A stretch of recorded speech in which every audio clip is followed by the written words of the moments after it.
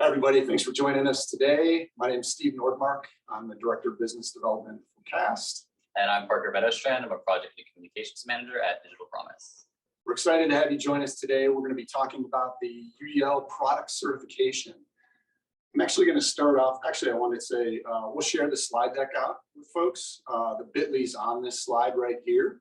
If you want to go ahead and grab that, you can follow along on your own, or obviously Gabby's displaying the slides for you. Just want to set background context. Make sure that everybody at least has a bit of understanding about UDL. It's a design framework. It's designed as a framework to really help teaching and learning. So you're making sure that you have those goals set, rigorous goals set, and that you're addressing variability in all the learners and looking for those barriers in the learning environment, the materials, the curriculum, and so forth, and addressing those barriers. So there's a couple of links at the end of this deck that'll give a little more background information for any of you that may not have a background with Universal Design for Learning. And obviously, we've shared our contact information at the end of this deck so you can reach out to both of us and learn more. Started down this path about 6 years ago, actually. We started a project on UDL credentialing and certification, and we have focused on creating credentials for people and then creating certifications for schools and products. And today we're here talking about creating the certification for UDL EdTech products focused on UDL. There's a lot of claims out in the marketplace. You see folks talking about Universal Design for Learning, and it's really hard to gauge when people are talking about it. How do you know that their claims are valid? So we wanted to create those credentials and those certifications to help put some parameters and create some global standards around that process, so that when something's said, you know what that means, or at least have a better sense of how valid it is. So just to give some background about product certifications in a little bit more depth, it's something that my team at Digital Promise works on, and we're so excited to be continuing to work with CAST on creating a UDL product certification. And when we create product certifications, it's not just us standing where we are, having our own backgrounds and expertise, and creating a certification based on what we think is important or right. Although we certainly have ideas about that too. But the most important thing for us is to collaborate and co-design with educators, including district leaders and administrators, as well as classroom teachers, collaborating with learners, actual students in the classroom or in other learning settings, as well as products themselves. We want to make sure that if we're creating a product certification, we're hearing what's important from educators and learners, but we're also creating something that's realistically achievable for products to demonstrate. So we hold co-design sessions and get lots of feedback and send out lots of surveys to really hear from these different groups, these different stakeholders, in order to build a certification that matters and is actually attainable. And when a product is certified, that they're given an open badge. So anyone who's interested in seeing, okay, what does this certification mean, they can click on the little icon, and then they can see all of the criteria that went into awarding this certification. So it's a transparent process. We want people to really understand what it means when something is certified, and then they can ultimately form their own judgments too about that. And we don't want the conversation to end on when we award a product certification. We want that conversation to keep going. So it's important for us to have the badge be an open badge. And a big question is there actually a desire for certifications as well? And we've resoundingly heard yes. On the slide here, we have just a few quotes that we've heard from all different stakeholders, school leaders, district leaders. And one of the real reasons that certifications are considered valuable is that it saves time and money. According to Apple, there are 75,000 education apps for iPad. How are you possibly going to make sense of all of that and find something that's worth the time and the investment from your district and for your classroom? So educators see product certifications as something that will help them sift through the myriad options and find something that speaks to them and speaks to their teaching goals and their learning goals for their students. And if that's UDL, a certification can help them understand that. And at the same time, products articulate their goals better. If they're interested in UDL and they want to be genuinely based in UDL, they can look to product certifications that reflects UDL philosophies and frameworks, and it can help them realistically understand what's important, what will resonate for the field, and they can better articulate their own vision to EdTech procurers. So how can products engage? We're really interested in having a range of audience members here, whether it's educators or product developers. And if you are a product developer and you're interested in engaging with us, you can apply to other certifications such as the research-based design. I have the link here.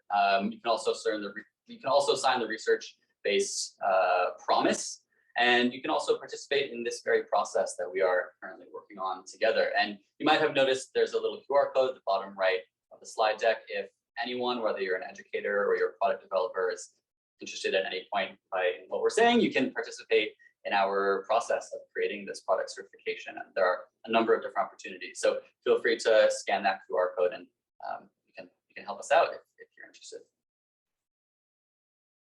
You can also go to productcertifications.digitalpromise.org to learn more about how it works and products that have been certified. So what are the overall outcomes that we have in creating this certification? Want to make sure that that's clear and apparent. So we want to make sure, like I was saying before, that if a product decides that it wants to be rooted in a UDL framework, that they have high expectations, that they can see what those expectations are to truly be UDL. UDL is such a buzzword, and it's something that's really popular and rightfully is inspiring a lot of people. And we want to make sure that not anyone is just slapping UDL onto a product, especially because there are so many educators who are super interested and super inspired by UDL as well. And educators would love nothing more than to find a product that really speaks to them and really speaks to their classroom goals. And ultimately, we hope that by developing product certification for UDL, that this is something that sparks a continual conversation in the EdTech industry, not just for products that have UDL already in mind, but maybe for products who haven't heard of UDL before, but see that there's a certification for it and are interested in learning more. And lastly, this is something that's going to help schools and districts and any EdTech procurers use their time and their money more effectively. Yeah, so as I indicated before, we started on this process a few years ago. We gathered together folks from school districts, EdTech product developers, and came up with an initial set of criteria. But what's exciting now in this stage of the development and partnering with Digital Promise, as Parker indicated, we're doing those co-design sessions. So we're gathering additional input from educators, learners, and product developers, and really listening to not just what are the rigorous UDL criteria, but how does that reflect the language that you need to have within this certification so it speaks to what you think is valuable about universal design for learning. So today, what we're looking for is moving from where we've done some co-design sessions with educators and learners, and now transitioning to where we're going to be doing walkthroughs with the EdTech developers. So we still are looking for input from educators, as Parker mentioned, and that QR code gives you an opportunity to indicate whether you're an educator or a product developer.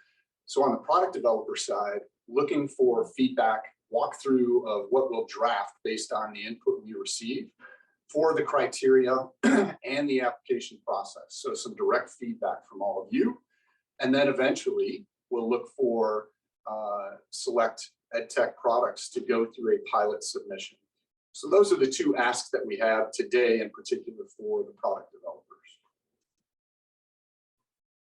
And I'm sure many of you are interested in hearing what it is we found out so far in these co-design sessions as our most recent step. We found a lot of really interesting insights and perspectives, and I certainly learned a lot in having these conversations with really enthusiastic students, with wonderfully passionate educators. And I think it's these sessions have really changed how we thought about this design process. So we're really grateful for that. And just some interesting findings among many is there's a huge desire both from students and educators alike for voice and choice. And this is such a crucial part of UDL, where students are not passive interactors in their education, but that they actually have a say, that they can set goals for themselves, that they can decide how they want to express their knowledge, that the teacher is able to provide choices and options for how students navigate a learning path to ultimately come to the desired learning outcome. Products that help flip the classroom are considered really valuable, and flipping the classroom means, it's not just the teacher standing up front and lecturing or talking at students for the entire lesson, but that the students are the ones who are investigating, that the students are the ones who are figuring out what's interesting to them, and the teacher is there to support them in that journey. And another really important finding that we had was that educators aren't just looking for a new tool to play with, they're looking for a new way of teaching. They have their own perspectives on what it means to teach and what their goals are as teachers, but there are so many products out there that can give them some content or give them some problem sets. What is most valuable to them is that a product, and when they're learning how to use a product, that product is infused with an actual way of teaching. There's a teaching philosophy behind the product that will help them as they decide, okay, how can they best support their students. Yeah, and to further illustrate that last point that Parker, because that's one that really struck me as we were going through those co-design sessions. It's thinking about that professional learning aspect. So you can have a great product which is embedded universal design for learning principles within the design of the product, but if it stops short of really helping those educators truly understand that implementation process within their classroom setting or digital learning setting, whatever the case may be, then it's going to be limiting to them. So it is that unique blend of looking for the great design as well as designing for the educators who are using the product for their learners. Well said. So that was kind of an overview of what we had in mind. We wanted to give you some insight into our process and our goals. And from what I understand, we have some questions that were sent to us prior to this talk, and also maybe some questions in the chat. So we'd love to hear what you're curious about. Yeah. Well, I will share the questions for those participating virtually, but I would love to hear my own personal question. If you both, as you're, getting insights, using the term universal, do you feel like that is, a challenge, or, how do you view using the word universal to describe this work? So when I describe universal design for learning as a framework, that universal piece is part of the key vision, the vision for what it is. So it is a design framework, and you're looking at the variability across all learners that you're working with. So in that vision, you're looking for barriers that might exist in that learning environment and addressing those barriers. So when you're thinking about an ed tech product developer who has a whole host of potential learners, you truly are holding that up as an ideal, right? You're holding it up as that vision of what you can achieve at the greatest possibility. So when I think of that universal in universal design for learning, it really is holding up that ideal of addressing the greatest number of learners you possibly can, thinking about designing your product to reach the variability in all of those learners. Yeah. And I think from, thinking about how an educator might hear that word universal and think, universal, does that mean I have to make 30 different lesson plans for a single class? No, the idea behind universal is that you're creating a framework that allows students, if you have 30 students in your class, to access it 30 different ways, if that's what works best for them. So, I think people might be hesitant to think that, okay, I need to, reaching the students that are hardest to reach, that's going to be my huge challenge. And how can I focus on the other students that I have? Really what is wonderful about UDL and the universal part is that what's good for some students is ultimately going to be good for all of them, because we're providing that voice and choice. We're flipping the classroom in that sense. So it's ultimately a resource to educators to help them design for all of their students. Absolutely. And then someone is curious about how UDL includes special education to meet the needs of students with disabilities. You could maybe elaborate on your point. Yeah, universal design for learning has often been associated with special education, but it is a design framework for learning experiences for all learners. So when you think about learners who maybe traditionally would be in special ed settings, who have some unique learning needs, it definitely is addressing the variability that they have. But it's not limited to those who are identified within special ed. It's for the variability in all learners, whether they're identified as being in special ed or not. So the key aspect for those of you who are working with students or are in the special ed program yourself as an educator, or serving students as an ed tech product developer who are in special ed, it's not treating it as just for special ed. It is really looking at that universal part of it and thinking about the variability in all the learners that you can serve. Yeah, kind of that, what is it, shovel the ramp, not the stairs idea. If you heard of that, virtual participants, the idea of, everyone can access a ramp. So you shovel that as opposed to only shoveling the stairs, which would be limited access. I love that. So kind of a different perspective, there's a question about what researchers can do to ensure products are, designed as UDL in mind. Do you all have insights there? Well, I'll say one thing. I mean, there certainly is research out there about products that are based on universal design for learning, as well as implementation within classroom settings. So I would look at that. There's a site called learningdesign.org that has references to resources on universal design for learning. That's why it was propped up, and that's where we have some credentials certification opportunities that will also be on Digital Promise. But as far as recommendations, certainly the key is, can you isolate that it's the use of universal design for learning? In any good research focus, you can think about that control and treatment setting and isolate that. The key for me in thinking about this is just holding up that universal design for learning as that design framework, and really thinking about how are you creating new opportunities by creating that voice and choice that was in the earlier slide, and still holding those rigorous goals for all the learners. So I don't know, Parker, if you had anything in particular. And one challenge in the wide field of education is turning research into practice. And oftentimes as we're learning more about the potentials of using digital tools for learning, a lot of that research is happening with some kind of proprietary software that the researchers have created to test a certain element of digital design. And that's wonderful, and that's important, but it can make it a challenge to then translate that into the real world. So if you're a researcher who's interested in this, reach out to products, form partnerships, and really work with products in your research as much as you can, with the angle that that's going to help products develop on their end as well. Yeah, I will add, CAST as an organization who originally created UDL, if you go to cast.org, certainly has other resources that you can reference from the research side. And as one of the divisions within CAST, the Universal Design for Learning Implementation and Research Network, UDL-IRN.org, also has some great resources on research that's been done on UDL.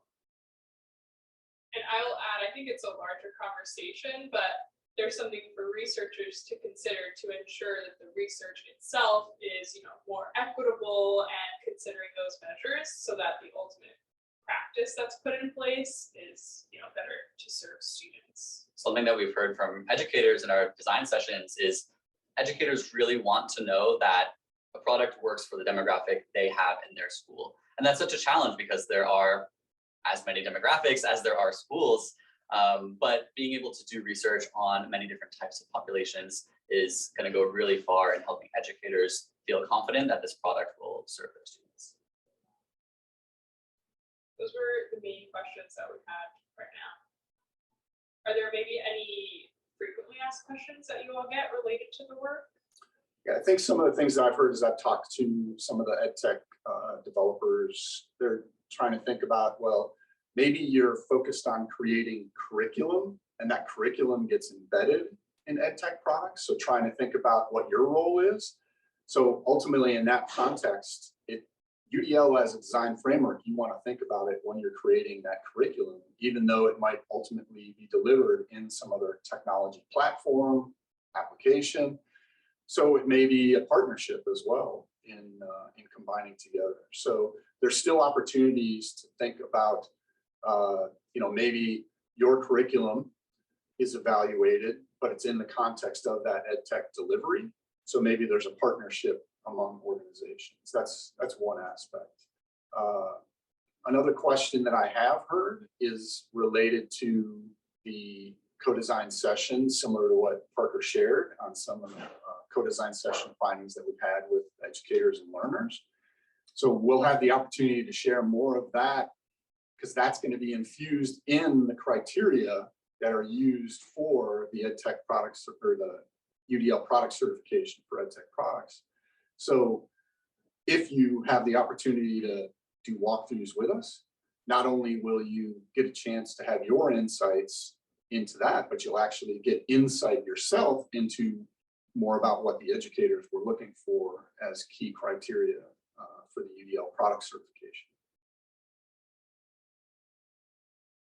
Yeah, and to add on to the idea of participating in walkthroughs, you can also further down the line help us pilot this product certification, and that's a really valuable process. Not only is applying for the pilot free, but also you'll receive feedback that will help you really shape your product in a way that's helpful. It's perfect you just mentioned that, because there was just a question put in on if you need to pay to participate. So great to mention that it's free. Yeah, as part of this process that we're going through, we'll select a handful of ed tech products to do those pilot evaluations. Eventually, as a product certification, like the ones that Digital Promise already has out there on research-based products and learner variability, they will be paid to achieve your certification. But for this process, and we're looking for your involvement right now, those will be free opportunities for those of you who raise your hand and say, yeah, I'm interested in helping out. And we don't announce this product did not get the certification. We don't do anything like that. So it's all a really good internal. point. Yeah, no name and shame. No, that's important to emphasize.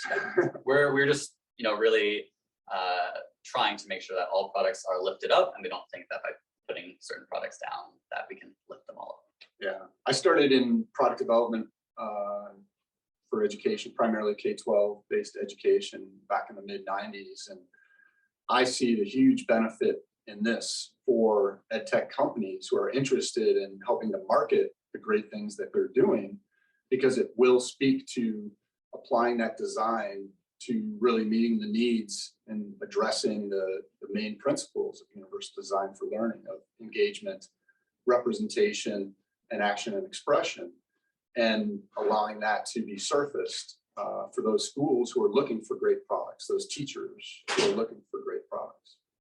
And it's really important too that we have a representation of participants who know, some might know a lot about UDL and some might not know a lot about UDL. So don't think that you have to be an expert in UDL to participate. We're looking for all types of perspectives and awarenesses.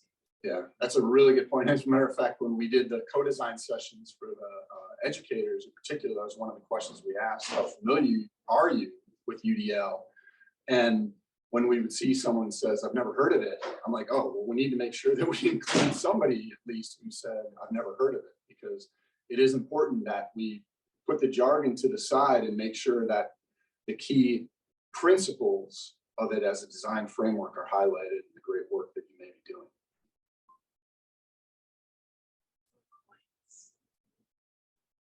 Yeah, there's more questions on like the exact details of the participation, but is that maybe something that you follow up on as people? Yeah, we will. So we're finished, just rough guidelines. We're finishing up the co-design feedback from the educators and the learners.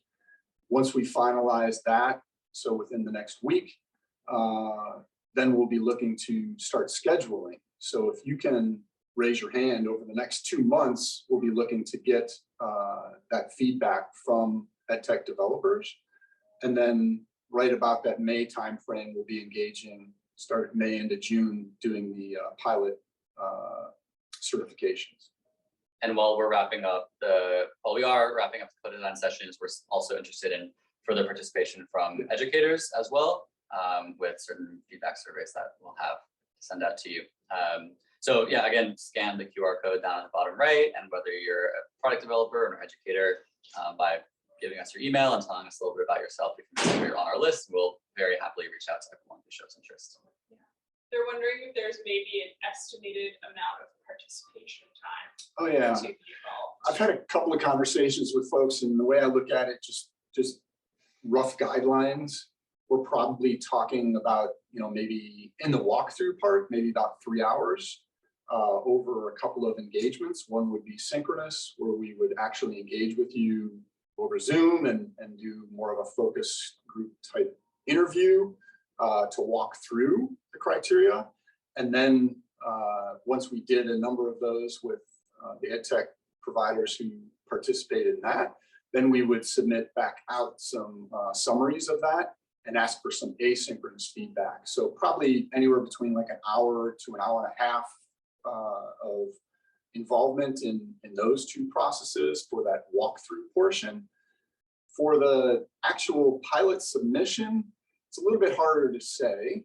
I don't know if you have any benchmarks that you know of, Parker, from the prior two certifications that you've done and what have guided that. Yeah, it definitely depends on how the criteria end up shaking out.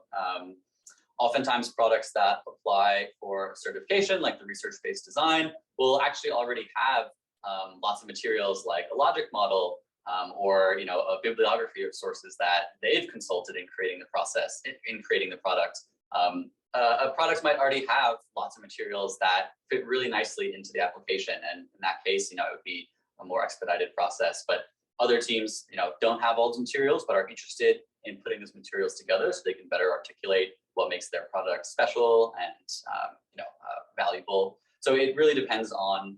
It will depend on what the criteria are and at what stage in development or where you're at with your product. But again, it's really valuable, because even if you end up being part of the pilot, say, and you're not awarded, we still give you lots of feedback that enables you to become awarded in the future. Because again, we want to lift everyone up, and we're really happy to provide that extra feedback on the site. Good point. Awesome. So my question was not about necessarily the design product, but more about the participation on the part of educators. Yeah. So like, are you looking for like a 16-week, or are you looking for 2 hours a week, or some kind of estimate along those lines? Yeah, sure. So thank you for bringing that up. So on the educator side of things, we're at the stage now where it'll probably be a 15 to 30 minute, not even 15 to 20 minute feedback survey for us, where you'll be able to provide feedback about the criteria that we've come up with, and you'll be able to kind of say, hey, this is what's important to me, this is a little bit less important to me, this is something that I think that's missing, and you'll help us kind of round out that process. So the educator involvement is a little less than the product involvement at the current time. So yeah, about 15 or 20 minutes at the end of the day. And thank you for speaking up. Yes. Appreciate it. Thank you. All right. Well, yeah, I think that's it for the questions right now. Okay. Well, thank you so much. We have our contact information here. Again, I'm Parker Van Nostrand. My email is there. We have Steve with me as well, and his contact is there too. And if you're interested in learning more about UDL, we have a couple of links here. If you have the slide deck, you can click the link or just scan that QR code. Yeah, and we can go back to that first slide if we want, just so it has that bit.ly right on the front. Yeah. Definitely do that. And to answer that last question in the chat, we will be sharing the recording with all registrants who are wanting to share it out. Awesome. Wonderful. Yeah, So thank you all that. for joining us today. We appreciate it. Thanks for your questions as well.